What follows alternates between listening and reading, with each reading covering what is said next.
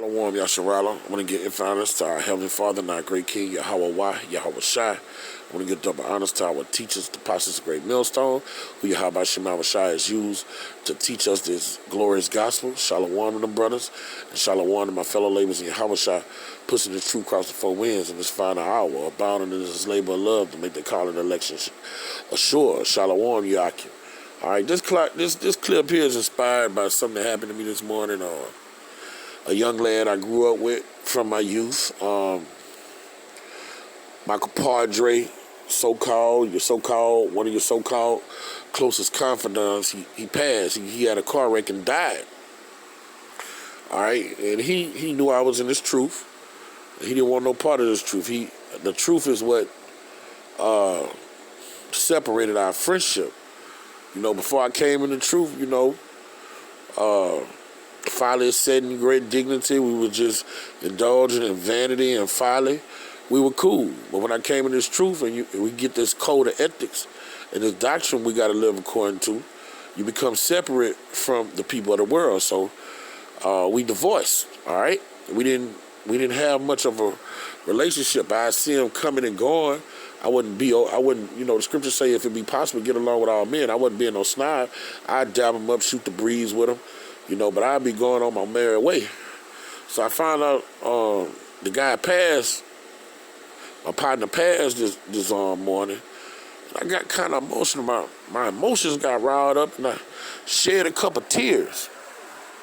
And nothing wrong with that. We're in this earthen vessels, and we're subject to vanity, the creation subject to vanity. And we're in these chains of darkness, all right? So those things are going to happen, but this is the thing. All right, I shed a couple tears from him. And my father, my earthly father, when I came to the truth, I was in the truth 2 years when he died. My father, I came in the truth, I probably was a year and some change in the truth when my pops died. But we learned what death really is, all right? It's just, you go back to the spirit realm and we're going to see him again, and we're going to be in the kingdom, and it's going to be all love because everybody going to have the truth. So we don't look at death the same way. We don't do all that sobbing and lamenting, but you still got that human element. So that's my earthly father. This guy, me and him separated because of the truth. So I'm like, I got to put myself in check, I'm like, the reason we start kicking it is because of the truth, and he didn't want it, all right? And this is why I'm going to use it for this lesson to edify. Everybody we know going to end up dying, okay? This is just one of my partners. All my partners going to end up dying. All our friends and families and so-called loved ones are going to end up dying. If they're not a part of this faith, they're outside of the temple. Matthew 12, chapter 12, verse 30 say, you're either with me or against me, all right? So you have to stabilize yourself with knowledge and wisdom, man, because we're not about to be crying. You're not in the right spirit when our so-called loved ones die and you throwing dust on your head and feeling downtrodden. We have this truth, and this truth makes us cold, man. All right, let me get this precept. And we have to be cold because you either with Yahweh Shema Shah or you're against him. 1 John 4:1, beloved, believe not every spirit, but try the spirit whether it is of Yahweh. Now, if that spirit is of Yahweh, it's of the wicked one, all right? And we don't cry for the wicked. We don't lament for the wicked. Even though we had this relationship with our with our biological family and got these emotional connections, all right, this truth disconnects us from them. Holy means to be set apart, all right? So we suffer and we lament and we have these connections with Akim, people in the body. The people of the world, man, these people, like my aunt, when it means not like my partner, not my aunt. When that chip is implemented, if he was alive, he was going to get it. All right, I don't know if he would have got the vaccine, but they're going to do the bidding of their father, the devil. So we have to have our mindset, man, we're not going to cry and lament for these motherfuckers, man. You want to get built up on your most holy faith where you could be like, oh, well, see you in the kingdom, all right? Because I had to check myself. I'm like, man, why am I shedding a tear for this guy? I know all the ins and outs. You know, we had a good relationship while he was in the flesh. But at the end of the day, man, he didn't receive this truth. So fuck him. In fact, we got to get so cold in the truth. This is what the Most High say, how we gonna be dealing with the wicked.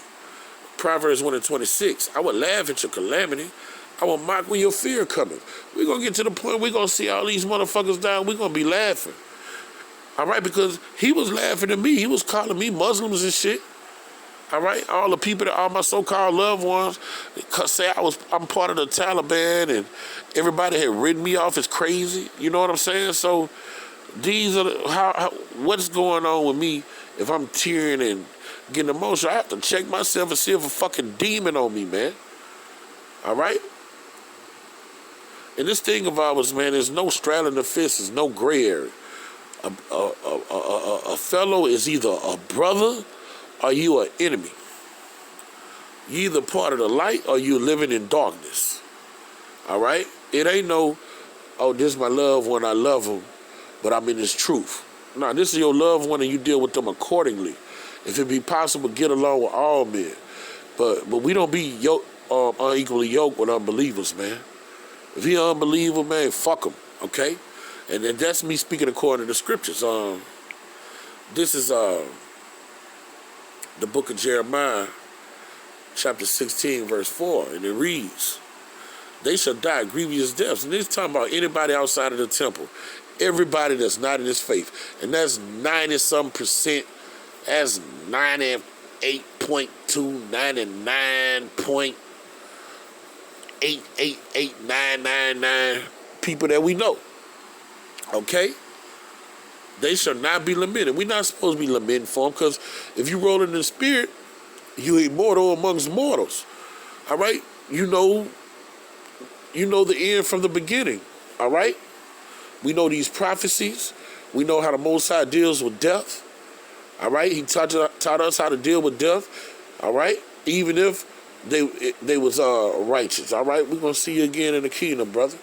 All right, now you can mourn and lament for a righteous brother because he's gone, but you know it's gonna be, you got that peace of mind because you know you're gonna see him again.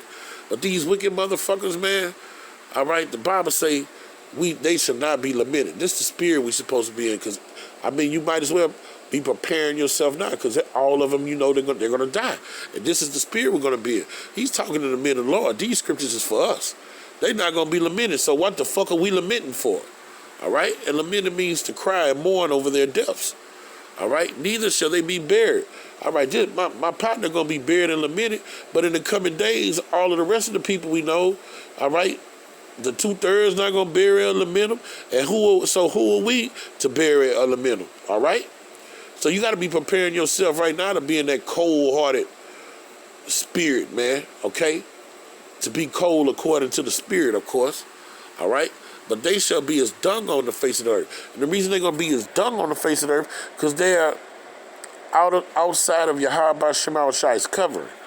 And it's because of they reject, my people perish for lack of knowledge, but it's because they reject knowledge. So who are we to cry and lament for them, man? Get emotional over their asses, man. Hey, bro, look, man, you know, you got your ass. He got thrown out of his car. He went in a dead man's curve real fast, and he got thrown out of his whip. You know, that's a horrific death. To get ejected from a car and you know, probably land on your neck or got to get thrown into a tree. That's a grievous death, man. Okay? Who the fuck am I to be lamenting for this guy when he had a chance to get this truth through me, and he chose to laugh and scoff at it, okay? All right, and it reads, and they shall be consumed by the sword, by famine. Their carcasses shall be meat for the fowls of heaven and the beasts of the earth, all right? So this is that Conan cold spirit that us men of the Lord got to be in, man. Man, look, I love my mother dearly. What the society call it, my sweet mother dearest. My mother out of here, man. She done went and got 2 jabs, not 1 but 2. She gone. All right? I know she gone. It's just she gone. She don't know that she's gone. She's out of here. All right, so with me knowing that, you supposed to be getting built up in your most holy faith, so you keep pushing when she gives up the ghost, okay? All right, most people have that relationship with dear mama. This truth, man, it numbs you up from mama. Now we honor her because that's what the scriptures say, but when mother is full of them Western philosophies, man, it make you don't even want to be around her. I don't like being around nigga women that got that westernized satanic society, satanic mindset that they would tie here in Babylon. I can only be around it so long, If you're at the job or somewhere where you gotta be around it, but if in your spare time where you're in control of your time, you be around that shit less as possible, man. Okay? And since I'm here in Jeremiah, all right, this is what Yahweh Shema Shai told us, man. This is the spirit. Then, this Jeremiah 14:11. Then say Yahweh to me, pray not for this people, for their good, all right? These are the people. So if we don't pray for their good, all right, how much are we going to be crying in their death? We got to be laughing at their calamity. That's the spirit you're supposed to be in, okay? When they fast, I will not hear their cry. When they offer offering and oblation, I will not accept them. So we got to accept them. We got to be in the spirit of Yahweh Shema Shai and let his will be done in our house. Okay? If I Heavenly Father not crying and lamenting for him, who the fuck are we? We got to be in the spirit here. We got to be laughing at their calamity. We're not going to be lamenting when they die. All right? If while they're alive, the Most High say he would not hear their prayers. Fuck. Who are we? I'm going to get that in Ezra too. All right? But I will consume them by the sword and by the famine and by the pestilence. And this is what the Most High was telling all the prophets of old, man. Okay? This is 2nd Ezra's 8 and around 50 something. Let me find it. Here we go. Salakia, I got a bad cough. 2nd Ezra's 8 and 54. Sorrows are past, and the end is shewed the treasure of immortality, and that's what we yearning for. All right, that's what. If you're in your right mind, that's what you want. You want sorrows to pass, and you want the end to come, and you want that treasure of immortality, man. All right, and the men that want this and is yearning for this and laboring for this, they don't give two shits when a wicked motherfucker die, man. All right, and if you know him, you got that understanding that you're going to still see your loved ones again, your so-called loved ones again in the kingdom. And therefore, ask no more questions concerning the multitude of them that perish. We're not even supposed to be worried about the multitude that perish. Okay? We're not supposed to be tearing up Simon for their wicked asses. For when they had taken liberty, they despised the Most High. My partner despised the Most High, man. The fuck am I crying for this guy for? But that's that human element. That's that this flesh. That's what Paul said. When I go to do good, I find sin with me. All right. I know how I'm supposed to be, man. I'm supposed to be cold to, when these motherfuckers die. Straight up, man. We're not supposed to be tearing up when these blunt smoking, PlayStation playing, chasing hoes, vain ass niggas that don't want to have nothing to do with anything of substance die, man. They're reaping what they sowed, okay? And we not being over righteous. Like, if a person hasn't heard this doctrine of life, or if they haven't been around it, that's what we're here for, to be a light to the Gentiles. All right? Freely we receive, freely we give. But for the ones that has heard and you gave it to them and they was around it, fuck them, man. We're not supposed to be lamenting for them. Because, we're not being over righteous, because I was once like him, So you don't be over righteous and overbearing, but when you see that they just not receiving and they chose to be on the dark side, who are we to cry for their asses? Okay? And it reads, for when they had liberty, they despised the Most High, thought him scorn of his law, and forsook his ways. Moreover, they have trodden down his righteous. All right, and then they don't only reject, But then they like that swan. They trample the pearls and then attack you. Then they scoff you, laugh at you. All right? And this is what's gonna happen to everybody you know, okay? Now let's see how cold our great king was. Let's see how cold he was and how much he didn't give a fuck. Alright? I know it's in Matthew 8. Bear with me. Here we go.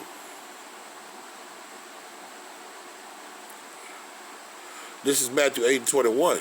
And another of his disciples said unto him, Lord, suffer me first to go bury my father. All right? Now this is somebody, you know, and back in these days your father knew the law. All right? Your father was a real father to you. You know, he was raising you up in the law, statutes, and commandments of Yahweh Shema Shai, because during the Roman Empire, we still was calling on Yahweh Shema Shai. We knew the names and we had the law, all right? But Yahweh still hadn't taught us that glorious gospel, all right? But they still knew the law, and, you know, they knew their nationality, unlike today. So this guy asked our great king, let me go bury my father before I follow you. And look what our great king said. But Yahweh said unto him, follow me and let the dead bury their own. Now that was cold. Man, don't go bury shit. Follow me, man. Seek out those that are likened to thee. That's what our Heavenly Father told Ezra. Fuck the dead. Let me find that passage. And look, no, let me expound on this one. But Yahweh said unto me, follow after me and let the dead bury their own. He said, man, don't even go bury them. All right, you knew our great king knew who his father was. He knew his works.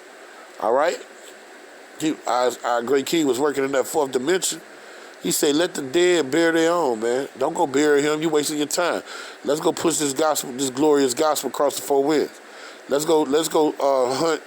Not hunt. Let's go fish for the elect.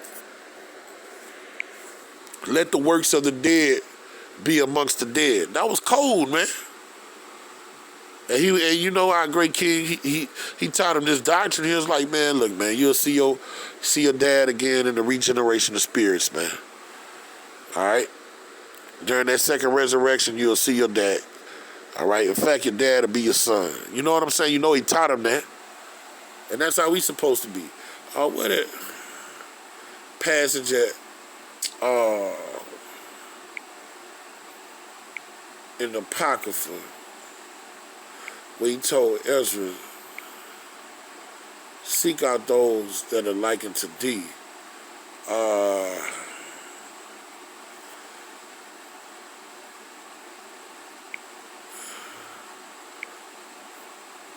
Let me see if it was at 8:2.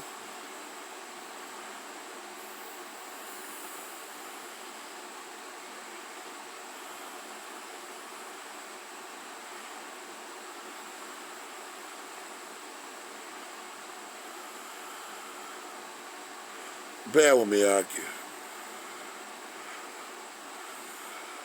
Oh, where that precept at?